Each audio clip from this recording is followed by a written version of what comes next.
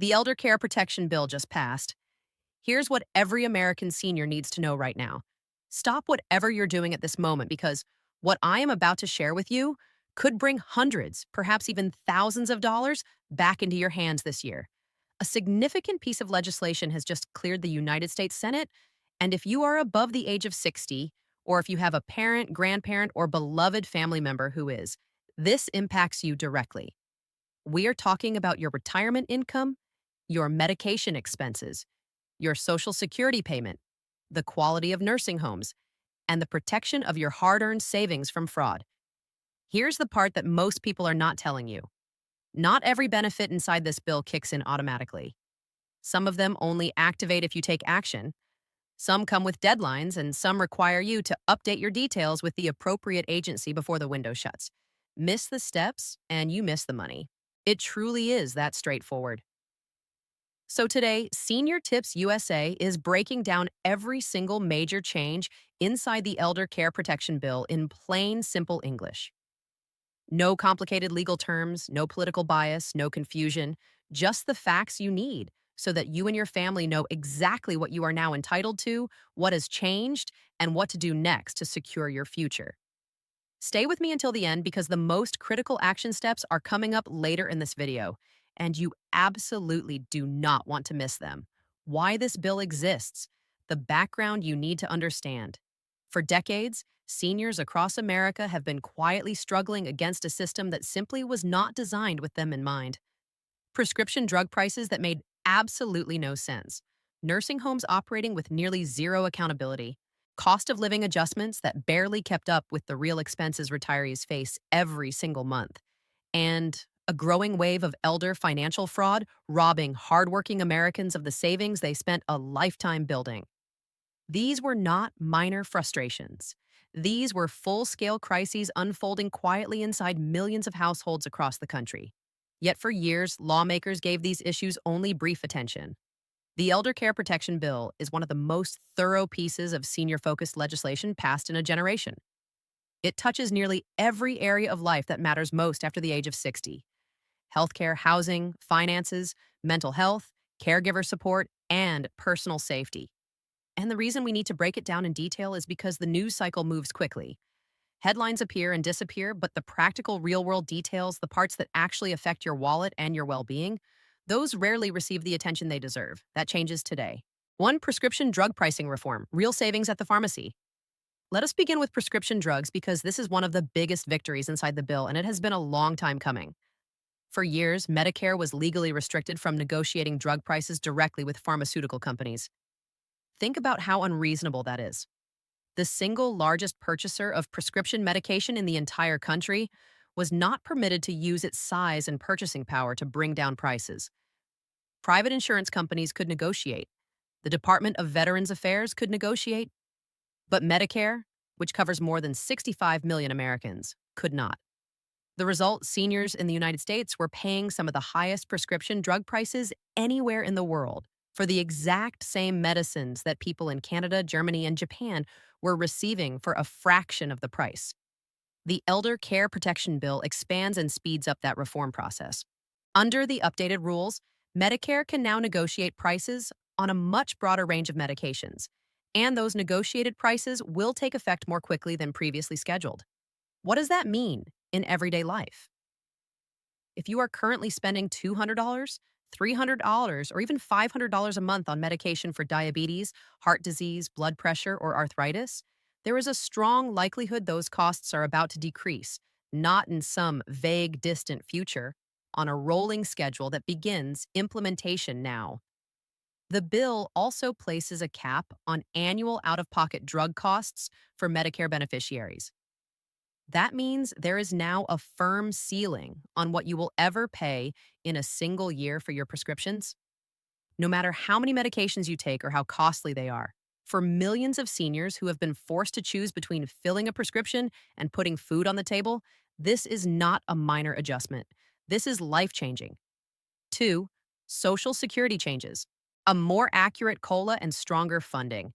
Now let us discuss Social Security because this is the issue that stirs people up, and understandably so. Social Security has been the financial foundation of retirement in America since 1935. It was built as a commitment. You work, you contribute, and when your working years conclude, the system supports you. But over time, that commitment began to feel uncertain. The annual cost of living adjustment, known as COLA, is supposed to shield your benefits from inflation. Every year, the Social Security Administration reviews inflation data and adjusts your monthly payment accordingly. But here is the problem seniors have been raising for years. The inflation formula being used does not reflect how seniors actually spend their money. The standard formula tracks the spending habits of urban wage earners and office workers. It accounts for things like gasoline and electronics and work-related costs. But seniors spend differently. They spend considerably more on healthcare, prescription drugs, and in-home support. And those categories rise in price faster than almost anything else in the economy. The Elder Care Protection Bill addresses this directly by promoting the adoption of an inflation index specifically designed to track senior spending patterns. What that means is that your annual Social Security adjustment will finally begin reflecting what your life actually costs. Over time, this could mean hundreds of additional dollars in your pocket every single year. On a fixed income, that accumulates quickly. The bill also confronts the long-standing concern about Social Security's long-term funding. For years, experts cautioned that the trust fund could face depletion in the mid-2030s, which would have triggered automatic benefit reductions. Nobody wanted that outcome. The bill strengthens the funding structure primarily by adjusting the payroll tax cap so higher earners contribute more into the system. This stabilizes Social Security not just for today's retirees, but for your children and grandchildren as well. 3. Nursing home reform, stronger staffing, and real accountability. Let us move to nursing home reform because this portion of the bill does not receive enough attention, and it absolutely should. If you or someone you love is currently residing in a nursing home, or if you are even planning ahead for that possibility, what takes place inside those facilities matters enormously. The difficult truth is that nursing home abuse and neglect in America has been a persistent issue. Reports from the Department of Health and Human Services have shown for years that a serious percentage of facilities have been cited for major violations. Inadequate staffing, poor sanitation, medication errors, and in the worst situations, physical and emotional mistreatment of vulnerable residents. Under the Elder Care Protection Bill, nursing homes that receive Medicare and Medicaid funding, which includes the vast majority of them, are now subject to considerably stricter staffing requirements.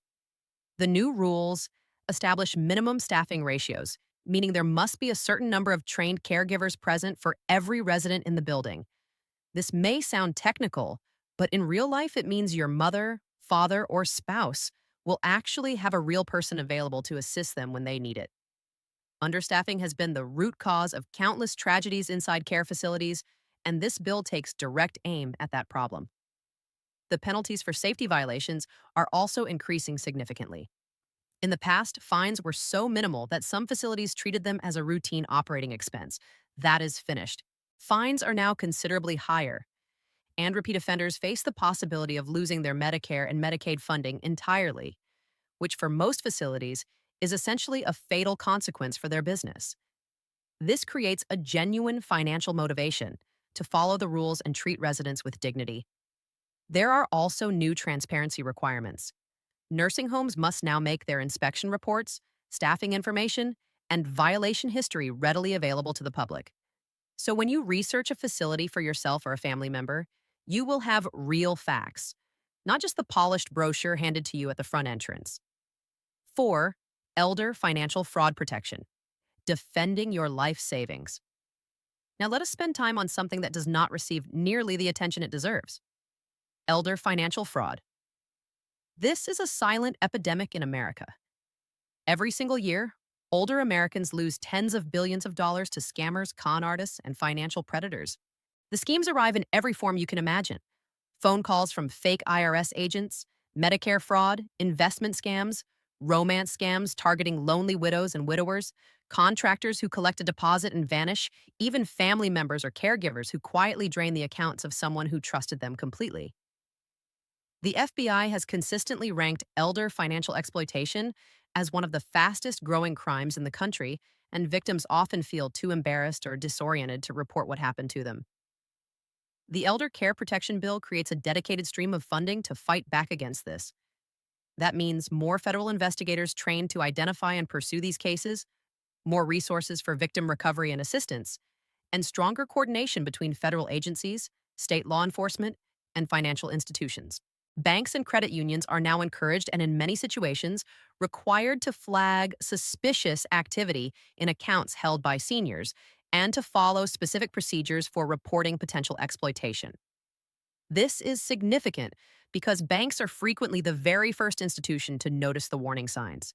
A sudden, large withdrawal, multiple wire transfers to an unfamiliar account, a new name unexpectedly added to a long-standing account. These are red flags, and now financial institutions have both the resources and the responsibility to act on them. The bill also funds public awareness efforts aimed directly at seniors because the truth is, the strongest shield against fraud is knowledge.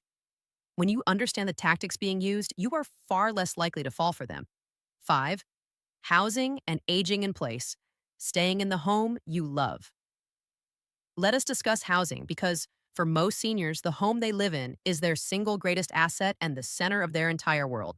The ability to age in place, to grow older, surrounded by your memories, your neighbors, and your community, is something most people deeply desire. But the reality is that most homes were not constructed for the later stages of life. Stairs become hazardous. Bathrooms without grab bars become sites of accidents. Doorways too narrow for a walker or wheelchair turn into obstacles to independence. And the modifications required to safely remain home can cost thousands of dollars that many retirees simply do not have. The Elder Care Protection Bill significantly increases funding for home modification assistance. Through grants and low-interest loan programs, eligible seniors can now access financial support to install ramps, widen doorways, add walk-in showers, improve lighting, and make kitchens more accessible. These are not luxury renovations. They are essential safety improvements that allow people to remain independent and avoid being placed into a care facility before they are truly ready. The bill also invests in expanding affordable senior housing more broadly. Communities designed with accessibility, healthcare access, and social connection in mind. Because here is something most people are unaware of. Chronic loneliness in older adults is as damaging to your health as smoking 15 cigarettes a day. That is what research has demonstrated. Investing in housing that keeps seniors connected safeguards both physical and emotional well-being. 6. Mental health access. Removing the barriers. The Elder Care Protection Bill also includes meaningful provisions to expand access to mental health services for Medicare beneficiaries. Currently, accessing mental health care through Medicare is often complicated, expensive, and restricted. Many therapists do not accept Medicare patients because reimbursement rates are too low. And the stigma surrounding mental health remains especially strong among older generations who grew up during a time when these matters simply were not discussed.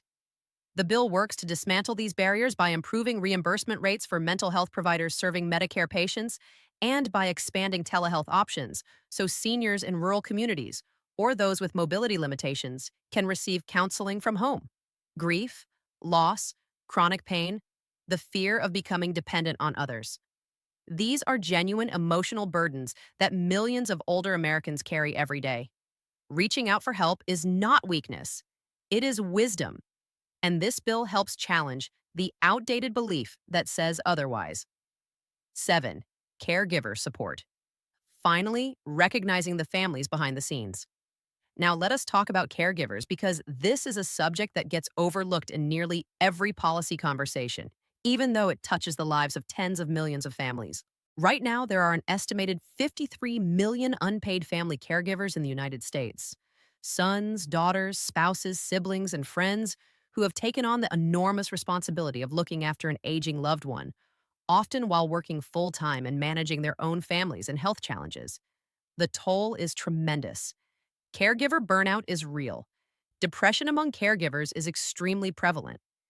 And historically, these individuals have received almost no financial support, no formal preparation, and very little recognition. The Elder Care Protection Bill changes that. New tax credits are now available for family caregivers, allowing them to recover a portion of the money they spend on their loved one's care. There is funding for caregiver training programs, so family members managing complex medical situations at home can do so safely and confidently. And there are expanded respite care options allowing caregivers to take temporary breaks without feeling as though they are abandoning their responsibilities. A rested and supported caregiver is a more effective caregiver, and that translates to a better quality of life for the senior they care for. This is a benefit in every direction. 8. Medicare expansion, dental, vision, and hearing. Now let us address a portion of the bill that has been generating significant headlines: the broader effort to expand Medicare to include dental, vision, and hearing services. Currently, original Medicare does not cover routine dental care, routine eye examinations, or hearing aids. This is a significant gap because these are not optional services. Untreated gum disease has been connected to heart disease, diabetes complications, and cognitive decline. Vision problems raise the risk of falls and accidents, and untreated hearing loss is one of the strongest adjustable risk factors for dementia. The Elder Care Protection Bill makes meaningful progress here. While full Medicare expansion remains an ongoing political discussion, this bill includes new subsidies to help beneficiaries afford hearing aids, which can cost thousands of dollars. It includes trial programs expanding dental care access through federally qualified health centers, and it broadens vision care through community health programs. It is not everything advocates have called for, but it represents meaningful advancement in the right direction. What you need to do right now. Action steps. Now, this is the most critical portion of the entire video, so pay close attention. Not everything in this bill is automatic. Some benefits require an application. Some require you to update your information with Medicare or Social Security. Some have enrollment periods you do not want to miss. Begin with your local Social Security office or visit the official Social Security Administration website. If your state has a state health insurance assistance program, and every state does, schedule an appointment with a Medicare counselor. This service is completely free, unbiased, and specifically designed to help people in your situation understand changes exactly like these. And here is an essential warning: be extremely cautious about anyone who calls, texts, emails, or messages you offering to help you apply for new benefits under this bill in exchange for money or personal information. Scammers act fast. Within days of any major legislation passing, fraudsters begin crafting pitches around it to deceive seniors into surrendering their Medicare numbers, Social Security numbers, or banking details. Remember, legitimate government services are always free. The Social Security Administration will never contact you demanding immediate action. Medicare will never ask for your credit card information over the phone. If anything feels suspicious, hang up, close the browser, and contact the official agency directly yourself. Final thoughts. Why this moment matters. Take a moment to reflect on your own life. Think about the things that have kept you awake at night. Standing at the pharmacy counter deciding which prescription to fill this month because you could not afford them all. Watching a parent suffer in a facility too understaffed to provide proper care. Receiving a call from your bank about a transaction you never authorized. Sitting alone on a quiet afternoon wondering if anyone truly understood how demanding this chapter of life can be. This bill is not a perfect solution. No single piece of legislation ever is. But it is a real and substantial effort to improve life for older Americans in tangible, measurable ways. And more than anything, it is a message. A message that the challenges facing seniors are finally being acknowledged and taken seriously after years of feeling overlooked. There are still obstacles ahead. Implementation requires time. Budget disagreements occur every year. The forces that profit from the old system, pharmaceutical corporations, irresponsible nursing home chains, financial predators, will not step aside easily. They will lobby. They will pursue legal challenges. They will attempt to chip away at this progress, which is precisely why it matters that you stay informed, stay engaged, and stay connected. Because the strongest protection for any law is an informed public that understands what is at stake and refuses to allow it to be taken away. Knowledge is power.